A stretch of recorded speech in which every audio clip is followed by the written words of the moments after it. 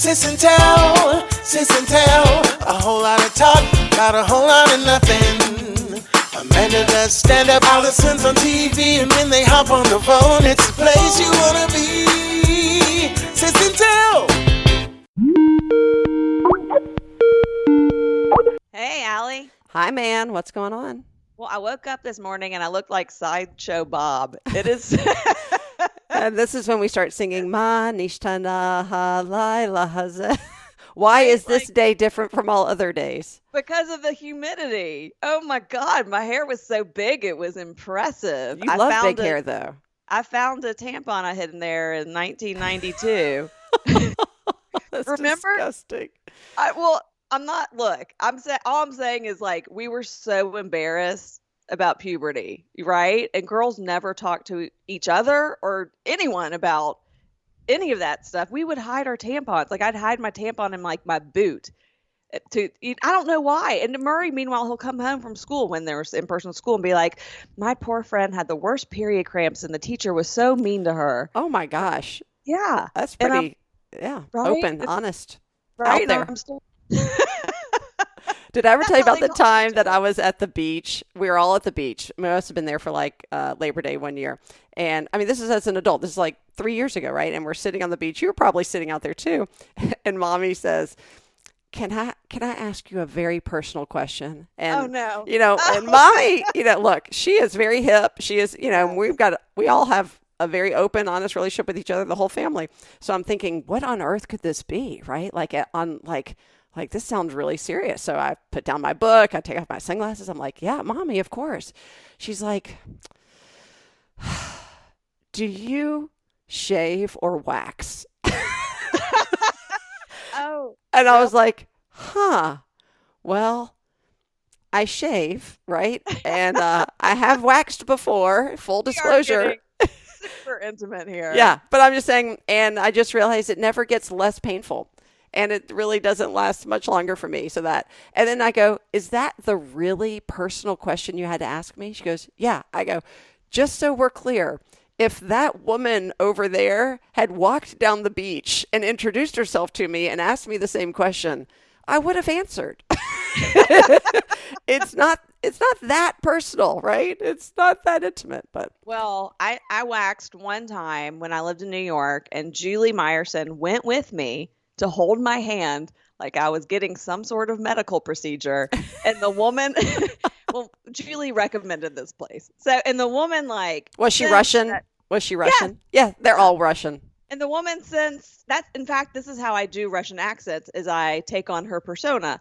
And so, but she sensed that I was so nervous, and she looked at me, waved her finger at me, and goes, "You no kick me.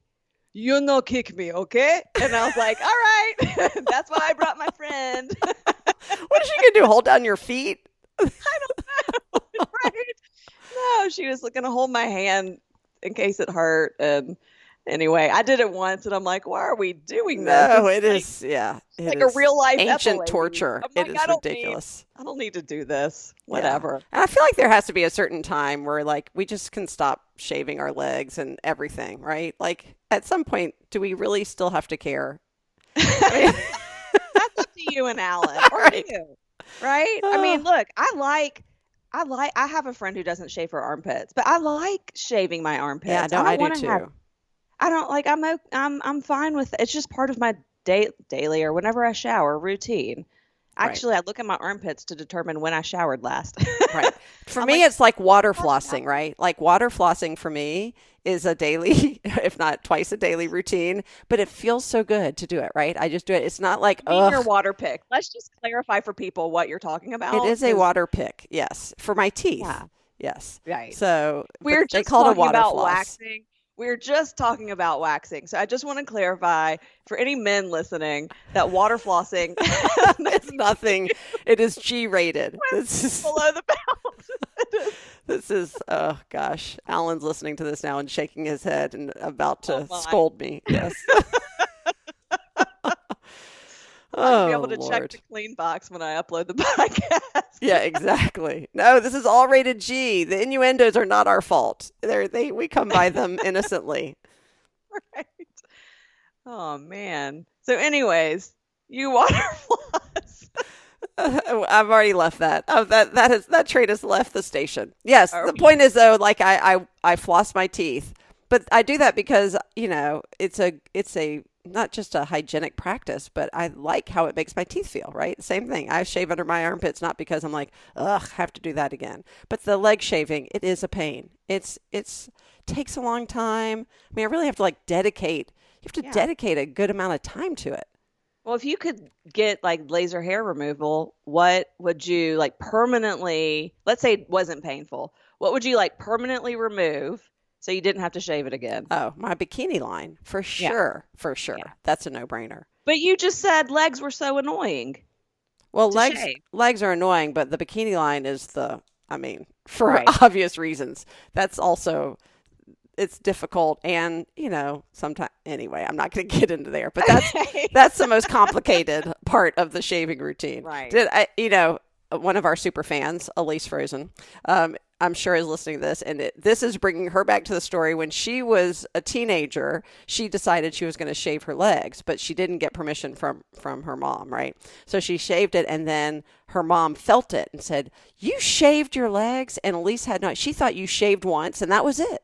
That was you just had to do it once in your whole life. She goes, "Oh, yes, I did that weeks ago, so long ago." And her mom's like, "No, you didn't. It's smooth. You did it today." She's like, "How did you know?" She's like, "Because it would be stubble," or maybe she had done it the day before and she felt stubble, but it was hilarious. But I'm like, I always think back to that, like the whatever 13-year-old mind or 15-year-old mind that thinks, "Oh yeah, shaving. I'm going to shave and then I'll never have to shave again." That would be a beautiful thing. It's not. I would not miss it. I would not miss it. Well, that's when we did it.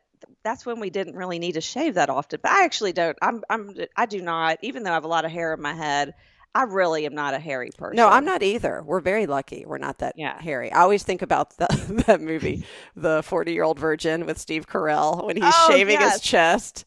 And he really did that. I mean, not shaved. He waxed his chest. Yeah. But, that was real. Yes. Yeah. Oh, yeah. The behind the scenes. It's not even behind the scenes. They had to do one take. Yeah. Yeah. And he yelled, like cursing. "Kelly Clarkson." Right. Okay. So I came to a remarkable conclusion the other day. You know what it was? No. There's no way you're going to guess, but Well, you're going to. how am I going to guess? Oh my You're not God. gonna Now guess. I want to guess. That's so mean. No, What does you that have to can't do with? guess. You can't No, let guess, me but guess. as soon as I tell you, you're going to wonder why this was the conclusion, and then I have to explain it. Is it a Here's my revelation? conclusion. A revelation. Thank Yes. you. I had a revelation the other day that Daddy and his sort of wonderful neurotic side prepared us for COVID. In which way? Okay, so now let me back up. Right. So Levi, right, because of COVID, missed his last year at camp. And the next thing that they do with their camp, as you know, is they do a summer in Israel. Now, you and Stuart and I, we all went to Camp Ramah, the same camp, and we all did this summer in Israel. My other two boys have done this summer in Israel, and so now it's Levi's turn, right? And they are planning this. They are moving forward full force to do this summer. But there's also all of these what ifs because of COVID, because even though this is not until June, you just don't know. So we had a Zoom meeting the other day with all the parents. There were probably 50 parents and the organizers from Israel and from the camp in Georgia, etc. And there's all these different tracks you can do. And as I tell you this, this is gonna immediately remind you of a story, I hope. And there's all these different tracks they can do. Like the kids, since they missed last summer of camp, are going to meet at camp for 10 days together. And then the kids are going to Atlanta. And then they have two other options. They can either go straight to Israel and be together for a week before the program starts, or they can go to Poland to do this pre-program before the program starts. Then once they get to Israel, they have two other choices. They can stay for 5 weeks or they can stay for 6 weeks.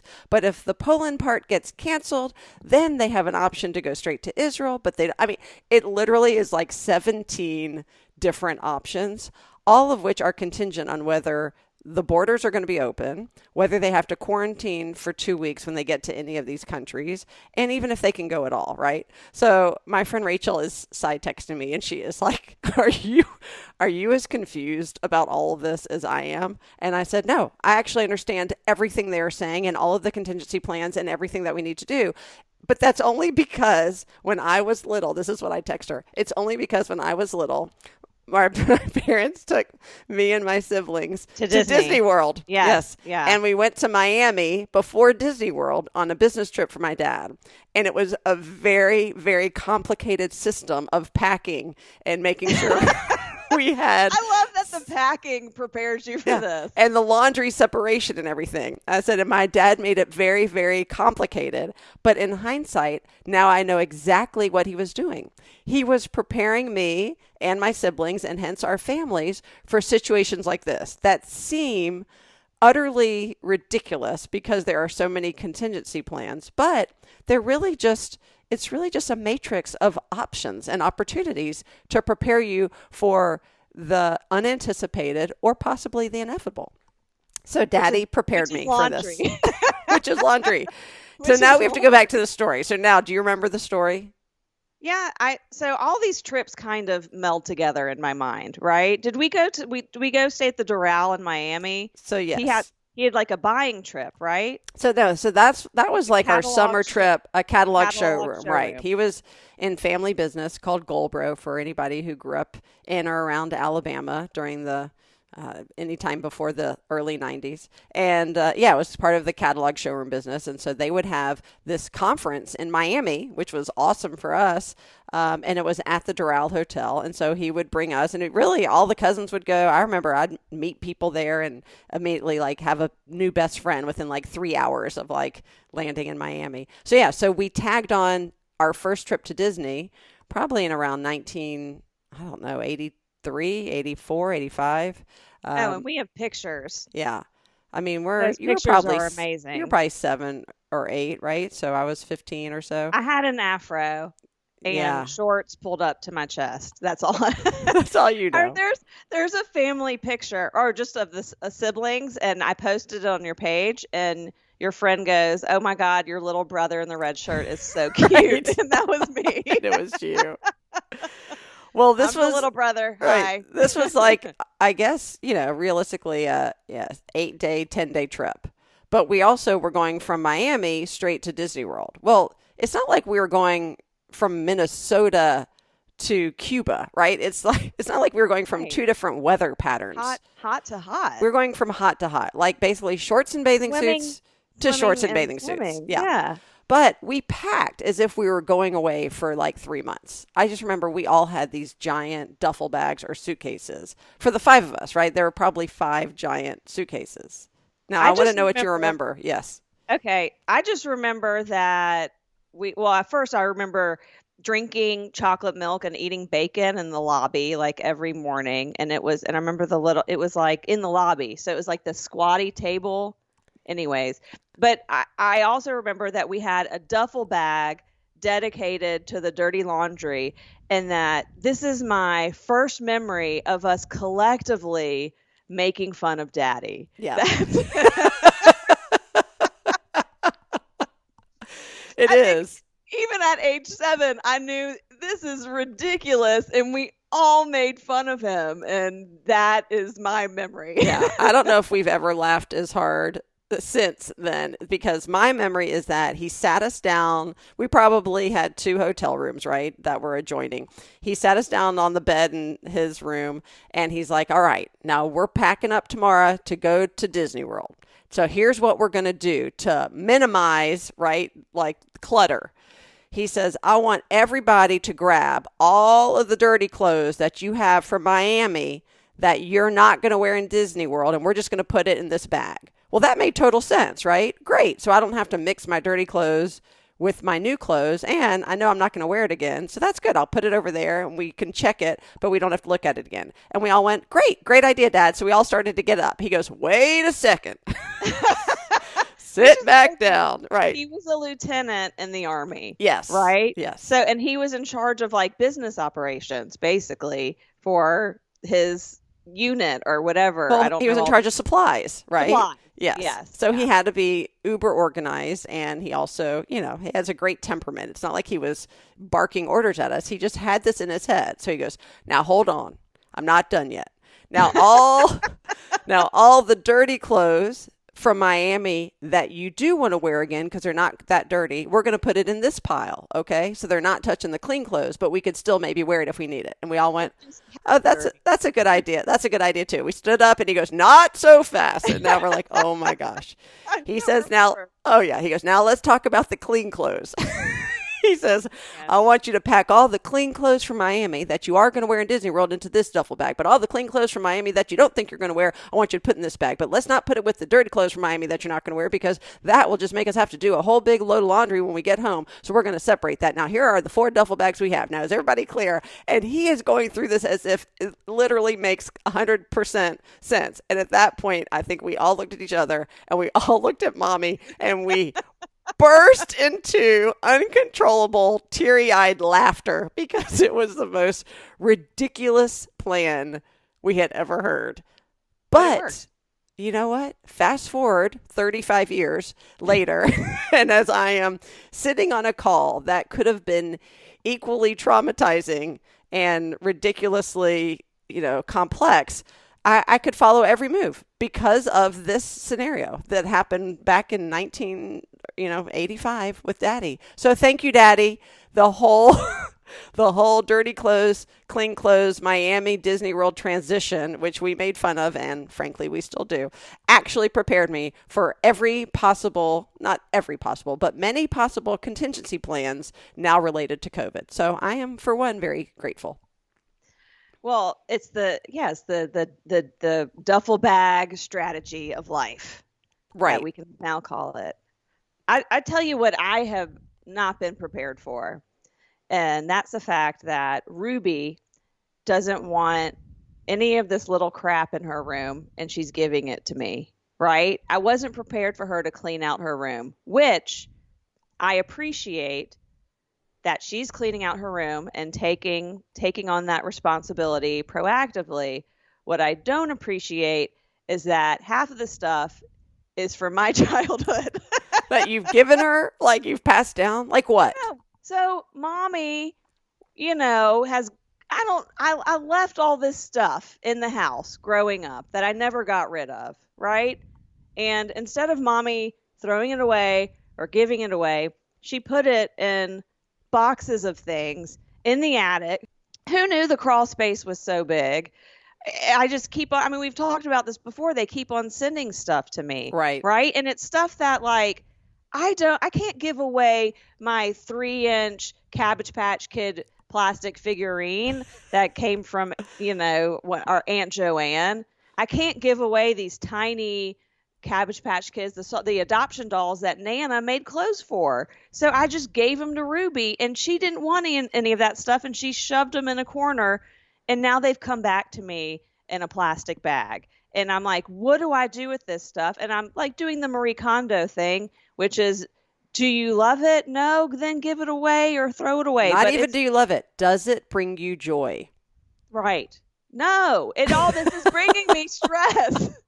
I don't know what to do. It's like, just get rid of it. This is not complicated. Throw it away. Get rid of it. But look, she's giving me these plastic bags, and I could, because I had no memory of her even having this stuff, just put it in the trash can, and I would not be any wiser. But I made the mistake of opening it up. Oh my gosh, right? This is like the reverse thing. This is what usually happens to little kids, where the parents bag it all up and hope that they don't look at it and say, "Oh no, this is stuff you never play with." They're like, "No, but I want it." She's doing it to you. Yeah. I got mad at Mommy, and I said, "Why did you do this to me?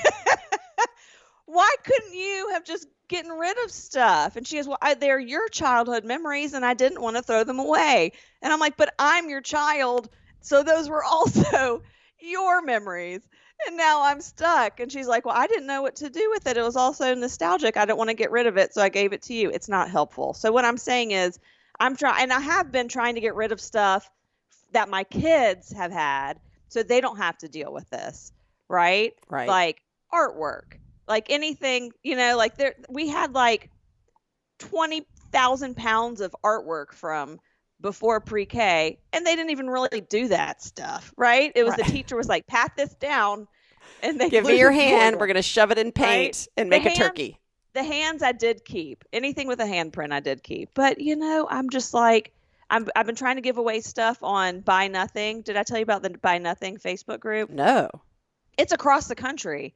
There's Facebook groups in different cities. B-U-Y? Buy Nothing? Okay. Buy Nothing, where people, they have something, they don't feel like selling it, they'll just give it away. And it's usually a porch pickup. You private message them for their address. So I've been doing that. Like I gave away these like collectible NASA charms that someone gave to me in the early 90s, and they're not, but I had to look it up on eBay. This is my issue. I'm like, what if I give this away and they're worth $1,000, right? But they weren't. They were worth $9.95 on eBay. And so I'm just like, here, just take it. Just take it. But why don't you give it to a place that can resell it and actually make money that then goes back to like social service? Like a Goodwill. I know, but a lot of those places are not.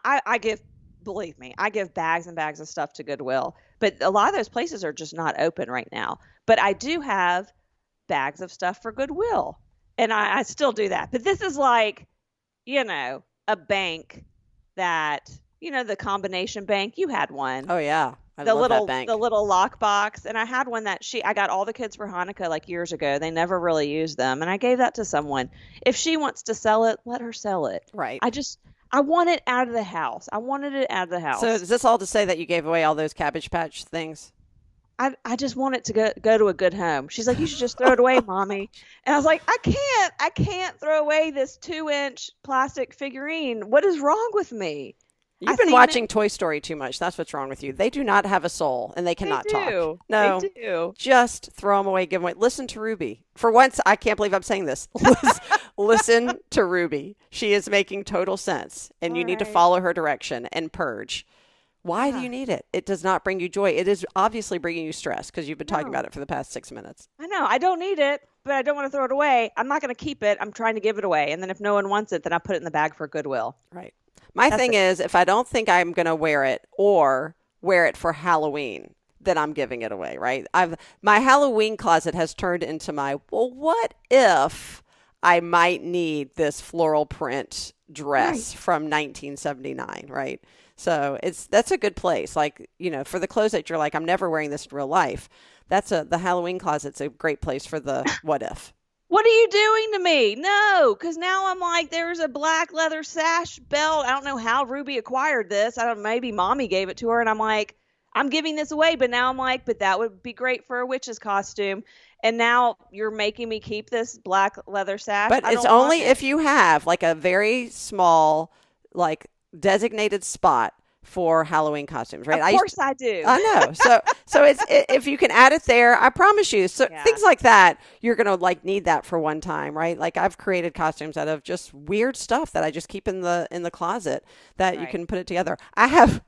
Like last year, Arthur wanted to dress up as something, so I went on. I'm like, okay, really easy ideas, that he can buy at Target. And one was the Brawny Man, and he hadn't shaved in a while. I was like, here you go. And he's like, I said, see if you can find this red plaid shirt at Target. I'm sure you can, or Walmart, wherever he was. He's like, I did. I found it. I said, okay, now go to the paper towel aisle, and you're going to find this. I sent him a picture of the Brawny Man paper towels, right? And it's got the picture of the Brawny Man on the front. So all you have to do is wear the red shirt. He already had the beard and hold the paper towels. Done. They didn't sell Brawny paper towels in Illinois. Is it regional? It is a regional thing. Yeah, apparently. So he couldn't do that outfit. I don't know what he ended up being. But like a month later, I was at the grocery store and I happened to go down the paper towel aisle. This is pre-COVID, obviously. And I saw the Brawny paper towels, which I never buy. I'm a pretty Bounty loyal customer, but I'm like, oh my gosh, they sell them here, and maybe they want to use them for a costume one day. So I grabbed just one pack, like a 2-pack. Yeah, and so that now sits in my not wrapping closet, in my dress up closet. Yeah, like a month ago. Alan went in there for some reason and he goes, look what I found. We had paper towels down there. We need to put them in the kitchen. God. I said, if you opened that, you are going to be in such big trouble. Put it back in the dress up closet. He goes, why is this in the dress-up closet? And Why now do I we don't even have have the a shirt. dress-up closet? Yes. Why do I have a dress-up closet? I love it. I know. I'm just impressed that you can have a closet dedicated to dressing up and you're 50.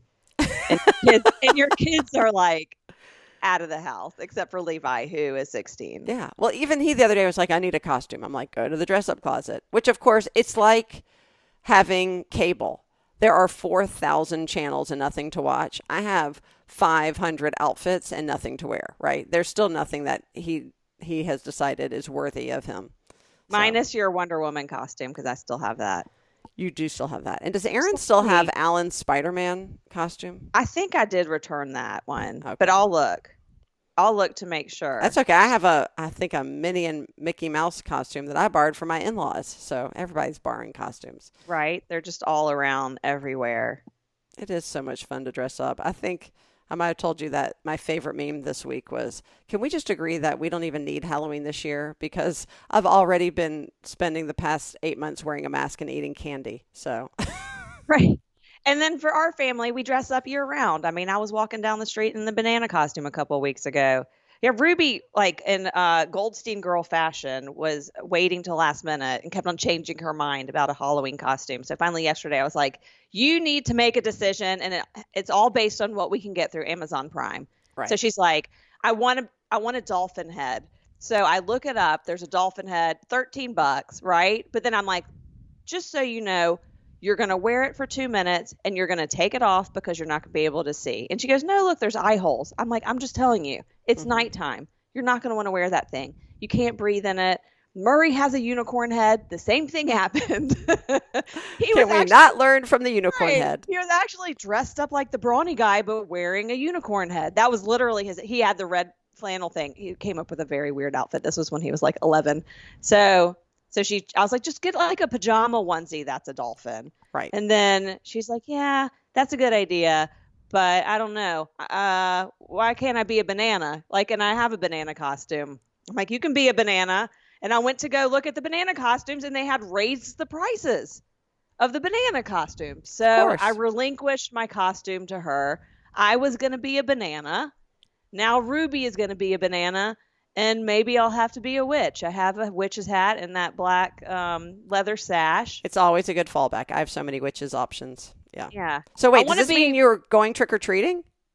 No, we are. Yeah. Oh, yeah. To be clear, kind of. Murray is social distancing with a friend or a bunch of friends, like in someone's backyard. We were going to just hang out in our front yard around our fire pit. And we live on a dead end and no one comes to our street. Like everyone's so generous with candy because no one ever comes. Right. So we were, and I am the admin of our like neighborhood page, and the neighborhood page is not like our massive neighborhood, but like just literally like 2 streets. And I kind of said, what is everyone doing? And people are like putting out folding tables and spreading out candy and kind of letting people get it. But no one's handing it out from their door. Right. And I told the kids they could go to the places where they're handing it out safely. And I gave them like parameters. But I don't even know because Ruby's might have friends over and they may just watch a movie. Right. And they're getting to the age where they care about candy, but not so much about how they acquire it. Right. They don't care that much about costumes because they wear them all the time. Did I tell you what Abe's going to be? No, you didn't. Abe. Oh, Abe from a fictitious Abe or the actual Abe? He's not dressing up. He's going to dress up as Abe Lincoln. Oh. He said he's been wanting to be Abe Lincoln for a long time. He's 18 years old. This is the first I've ever heard of that, right? Oh You would have thought as a kid, I would have thought I'm going to dress you up as Abe Lincoln, right? It would be so cute. And everybody's going to go, what are you dressed up as? And all he had to say was Abe, which would have been really funny. So, but no, he was decided last week, can I be Abe Lincoln? I'm like, you can be whatever you want. You're in college. Yeah. He asked you for permission. Yeah. Because he wanted to order the costume. I'm like, yeah, that's okay. Sure. That's pretty funny. So it's like the long coat and the hat, really. And the beard. Yeah. Can he grow a beard? No, he had to get like the fake because it's a very specific beard because there's no mustache, right? So, and it's black and Abe. It's like the chin strap beard. Exactly. But he has to wear a mask anyway, so I don't even know if the beard really matters. He could, He should get a mask that's a beard. I was going to Don't say, they there's make that? also, yeah, but probably, that would be good, where the beard's attached to the mask. I don't Yeah. know. Etsy's got to have something like that. I'm Etsy sure. has everything. Yeah. But at this point, right, we live in a neighborhood where we don't get any trick-or-treaters, so it's pretty sad now that the boys are older. And, Halloween used to be my favorite night because it was all about all the kids on our street and potluck dinner at my friend Raina's with hot chili, and then we'd all, the kids would like have a dance party outside, then we'd all go trick-or-treating together. Now it's just like, Yeah. Oh, sad. you could still make yourself chili. You're good at making chili. And I still have those scary witches that mommy sends. So there's that. Well, we're sorry if the beginning of the podcast was a little spooky. Oh my gosh, so sorry about that. But thank you for listening all the way through. If you got here, congratulations.